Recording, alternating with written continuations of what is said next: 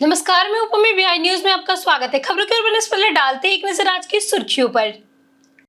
सावन के दूसरे सोमवार पर बिहार के शिवालयों में उमड़ा आस्था का सैलाब। गरीबनाथ में कांवड़ियों पर हेलीकॉप्टर से हुई पुष्प वर्षा। देवघर में 3.5 लाख श्रद्धालुओं के पहुंचने का लगा अनुमान।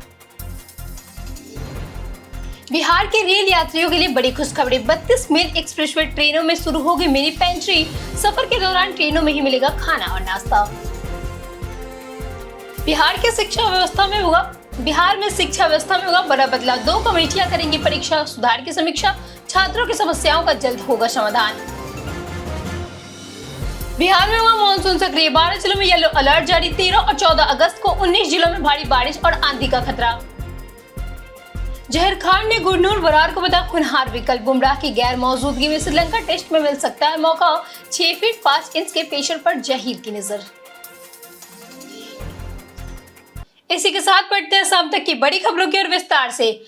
मुजफ्फरपुर में पहली बार कांवड़ियों पर हेलीकॉप्टर से हुई पुष्प वर्षा।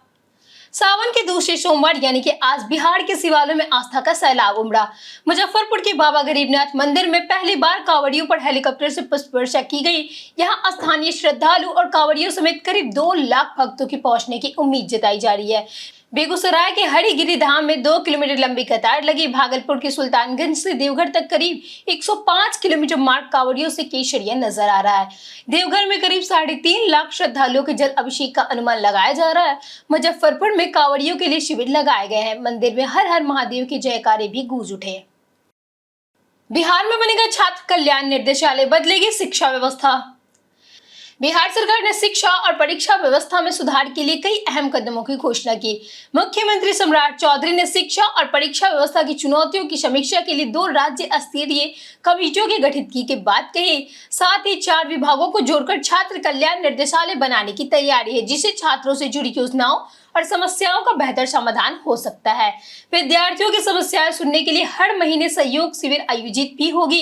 इसके अलावा छात्र रात 11 बजे तक ऑनलाइन पढ़ाई कर सकेंगे। सरकार का लक्ष्य शिक्षा और परीक्षा प्रणाली को पारदर्शी, व्यवस्थित और छात्र हितैषी बनाना है, ताकि युवाओं को बेहतर सुविधाएं मिल सके। बिहार की इन 3 ट्रेनों में मिलेगा खाना और नाश्ता। शुरू होगी मिनी पेंट्री। बिहार के रेल यात्रियों के लिए बड़ी राहत की खबर है। पूर्व रेलवे 32 प्रमुख मेल एक्सप्रेसवे ट्रेनों में मिनी पेंट्री कार शुरू करने की तैयारी कर रहा है। इनमें बिहार से गुजरने वाली कोलकाता जयनगर, कोलकाता मिथिलांचल और जन सेवा एक्सप्रेसवे शामिल है। सुविधा शुरू होने के बाद लंबी दूरी की यात्रा में यात्रियों को ट्रेन के अंदर ही खाना और नाश्ता मिल सकेगा। इसके लिए रेलवे टेंडर के जरिए अधिकृत ठेकेदारों को चयन करेगा। भोजन रेलवे की निर्धारित दरों पर उपलब्ध कराया जाएगा और गुणवत्ता व स्वच्छता के नियमों का पालन अनिवार्य होगा। इससे यात्रियों के स्टेशन या बाहरी वेंडरों पर निर्भरता कम होगी और सफर अधिक सुविधाजनक बनेगा। पटना मेट्रो निर्माण से बदला ट्रैफिक रूट, नया डायवर्जन हुआ लागू। पटना में मेट्रो निर्माण के चलते चिड़ियाघर के आसपास करीब 200 मीटर सड़क के लिए एक लेन बंद हो चुकी है, जिससे पीक आवर में जाम बढ़ रहा है। यातायात पुलिस ने सगुना मोड़ से आने वाले व्यावसायिक वाहनों के लिए नया डायवर्जन प्लान लागू किया है। डुमरा चौक से वाहनों को एयरपोर्ट मुख्य गेट, पटेल गोलंबर और हॉर्डिंग रोड होते हुए आयकर गोलंबर या पटना जंक्शन भेजा जाएगा। कुछ वाहनों को LNJP अस्पताल से पुनाई चेक की ओर मोड़ा जाएगा। विकास भवन और विद्युत भवन के पास मेट्रो निर्माण शुरू होने पर आयकर गोलंबर से भी डायवर्जन किया जाएगा। स्थिति के अनुसार रूट में बदलाव संभव है। बिहार की शिक्षा में AI की दस्तक, शिक्षा मंत्री ने बताया रोड मैप। शिक्षा मंत्री मिथिलेश तिवारी ने कहा कि AI शिक्षकों का विकल्प नहीं बल्कि सहयोग का माध्यम है। चिंतन शिविर में उन्होंने कहा कि तकनीक के जरिए बच्चों के सीखने की जरूरतों को समझने, शिक्षकों की क्षमता बढ़ाने और स्थानीय भाषाओं में शिक्षा पहुंचाने पर जोर दिया जाएगा। उन्होंने कहा कि बच्चों को केवल उत्तर जानने के बजाय सही सवाल पूछने पर भी सीखना चाहिए।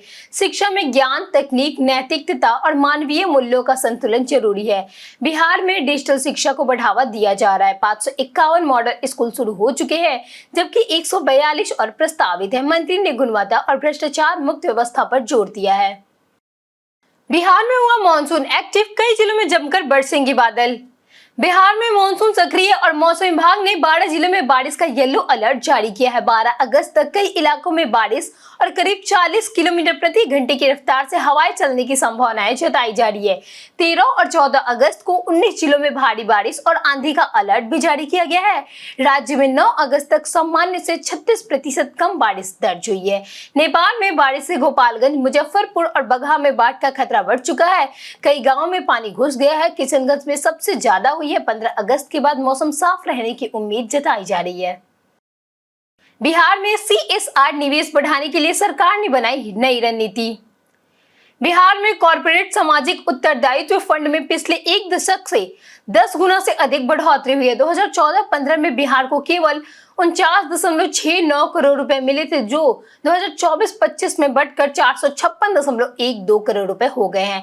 इसके बावजूद राष्ट्रीय CSR खर्च में बिहार की हिस्सेदारी सिर्फ 1.12% है। राज्य सरकार अब हर साल 2000 करोड़ रुपए CSR फंड आकर्षित करने का लक्ष्य बना रही है। इसके अलावा बिहार CSR सोसाइटी समर्पित पोर्टल और प्राथमिकता वाले 13 क्षेत्र तय किए हैं। 2024-25 में स्वास्थ्य, शिक्षा, पोषण और आजीविका क्षेत्रों में सबसे अधिक CSR राशि खर्च हुई है। बिहार में 12,000 शिक्षाकर्मी आज सामूहिक अवकाश पर। बिहार में प्रस्तावित बिहार राज्य विश्वविद्यालय अधिनियम 2026 के विरोध में आज 481 सरकारी डिग्री कॉलेज में 12,000 से ज्यादा शिक्षक कर्मचारी सामूहिक अवकाश पर रहेंगे। शिक्षक कर्मी यूनिवर्सिटी मुख्यालय में प्रदर्शन कर कुलपतियों को ज्ञान सौंपेंगे। उनका आरोप है कि नए कानून से विश्वविद्यालय और कॉलेजों की स्वायत्ती खत्म हो जाएगी और भर्ती, ट्रांसफर, पोस्टिंग समेत कई अधिकार सरकार के पास चले जाएंगे। राज्यपाल के अधिकार भी सीमित होने की बात कही जा रही है। वही सरकार का तर्क है कि विश्वविद्यालय में वित्तीय गड़बड़ी, परीक्षा में देरी, नियुक्ति, प्रमोशन की शिकायतें और खराब निक ग्रेडिंग को सुधारने के लिए कानून जरूरी है। नए कानून में कॉलेज सीधे सरकार के नियंत्रण में होगी, जबकि विश्वविद्यालय PG और रिसर्च तक सीमित रहेंगे। PMCH में अब बुजुर्ग को नहीं करना होगा लंबा इंतजार। पटना के PMCH में वरिष्ठ नागरिकों के लिए 15 अगस्त से अलग रजिस्ट्रेशन काउंटर शुरू किया जाएगा। इसके साथ दवा वितरण के लिए भी बुजुर्ग मरीजों को अलग काउंटर की सुविधा मिलेगी। अस्पताल के OPD में करीब 3000 मरीज आते हैं, जिनमें लगभग 25% वरिष्ठ नागरिक होते हैं। अभी उन्हें सामान्य मरीजों के साथ लंबी कतार में खड़ा होना पड़ता है, जिससे गर्मी और बारिश में परेशानी होती है। नई व्यवस्था के तहत रजिस्ट्रेशन के बाद बुजुर्ग को चिकित्सीय जांच में प्राथमिकता देने की भी तैयारी है। डॉक्टर से परामर्श के बाद दवा लेने में अलग काउंटर से सुविधा भी मिलेगी। पटना हाईकोर्ट के लिए कॉलेजियम ने चुना नया मुख्य न्यायाधीश। पटना हाईकोर्ट को जल्द नया मुख्य न्यायाधीश मिल सकता है। सुप्रीम कोर्ट कॉलेजियम ने दिल्ली हाईकोर्ट के वरिष्ठ न्यायाधीश जस्टिस V कामेश्वर राव के नाम की सिफारिश केंद्र सरकार से की है। केंद्र की मंजूरी और औपचारिकता पूरी होने के बाद यह पद संभाल सकते हैं। 7 अगस्त 1965 के जन्म में जस्टिस राव ने 1991 में वकालत शुरू की और 2013 में दिल्ली हाईकोर्ट के अतिरिक्त न्यायाधीश बने। 2015 में स्थानीय न्यायाधीश बने। 2024 में कर्नाटक हाईकोर्ट स्थानांतरित हुए और 2025 में कार्यकारी मुख्य न्यायाधीश रहे। सेवा, श्रम, संवैधानिक और प्रशासनिक कानून में विशेषज्ञता रखने वाले जस्टिस राव फिलहाल दिल्ली हाईकोर्ट में वरिष्ठ न्यायाधीश हैं। CM सम्राट चौधरी ने वंदे मातरम बुकलेट का किया लोकार्पण। मुख्यमंत्री सम्राट चौधरी और शिक्षा मंत्री मिथिलेश तिवारी ने पटना के अधिवेशन भवन में आयोजित 2 दिवसीय राज्य स्तरीय कार्यशाला सह चिंतन शिविर के दौरान लेखक मुरली मनोहर श्रीवास्तव द्वारा संपादित वंदे मातरम बुकलेट और शिक्षा मंत्री की पुस्तक का लोकार्पण किया। बुकलेट में राष्ट्रीय गीत वंदे मातरम के मूल पाठ के साथ सरल और विस्तृत अर्थ दिया गया है, जिससे छात्र और आम लोग इससे भाव संदेश को समझ सकेंगे। इसमें राष्ट्रगान, जन गण मन और बिहार गीत भी शामिल है। कार्यक्रम में नई पीढ़ी को संस्कृति, इतिहास और राष्ट्रीय मूल्यों से जोड़ना तथा गुणवत्तापूर्ण शिक्षा और विद्यार्थियों के सर्वांगीण विकास पर भी विशेष जोर दिया जाएगा। रोजगार की कमी और आपदाओं से बढ़ा बिहार में पलायन।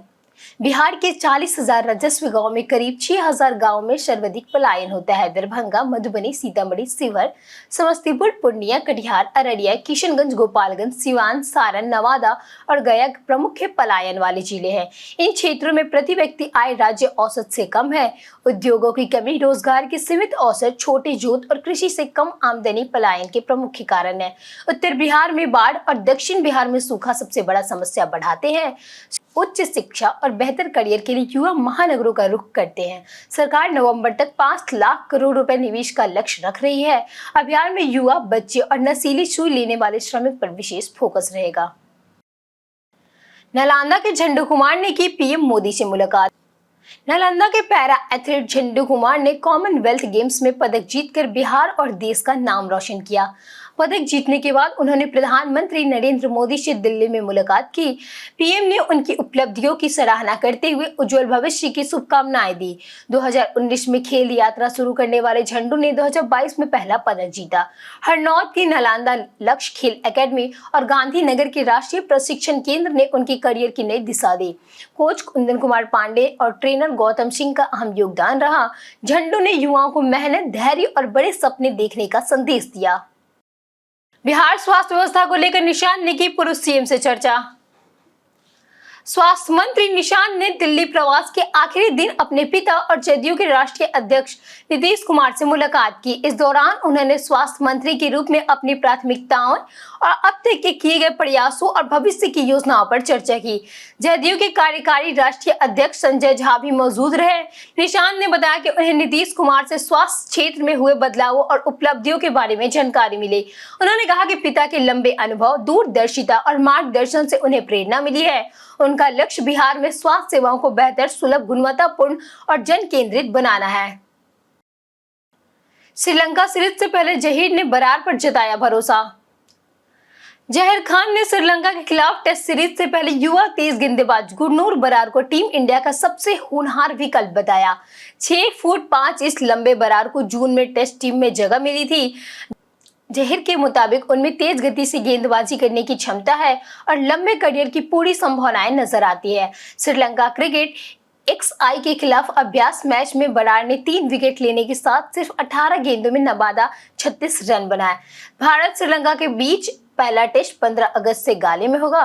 बुमराह की गैर मौजूदगी में सिराज के साथ बरार अहम विकल्प बन सकते हैं। बीते दिन हमारे पूछे गए सवालों का जवाब आप लोगों से बहुत लोगों ने हमारे कमेंट सेक्शन में लिख कर दिया है। जिन्होंने हमारे पूछे गए सवालों के जवाब दिए हैं उनके नाम है कोमल कुमारी, लक्ष्मी मेहता, राजकिशोर महतो, विजय सिंह, अनवर करीम खान, गोविंद कुमार, उमा शंकर कुमार, अमित पासवान, संजीव कुमार, गीता कुमारी, अंकित कुमार, अजीत कुमार, विनोद शाह, नौशाद राजा, संजीव कुमार, राजेश सहनी, रंजीत मिश्रा, हरेंद्र सिंह, सुरेंद्र कुमार, रवि मोहन वर्मा, बालूलाल मरांडी, रवि कुमार, कृष्णा कतरा, राम बाबू दास, बारूद पटेल, राम माझी और दीपक कुमार। इसी के साथ बढ़ते आज के सवाल की ओर। आज का सवाल है, क्या बिहार में प्राइवेट स्कूल और प्राइवेट हॉस्पिटल पे प्रतिबंध लगाना चाहिए? आप अपना जवाब हमें हमारे कमेंट सेक्शन में लिखकर जरूर बताएं। आज के लिए इतना ही। बिहार के तमाम खबरों के साथ बने रहने के लिए देखते रहिए बिहारी न्यूज। और साथ ही अगर आप यूट्यूब चैनल पे देख रहे हो तो चैनल को सब्सक्राइब करें और अगर आप फेसबुक पेज पे देख रहे हो तो लाइक और फॉलो जरूर करें।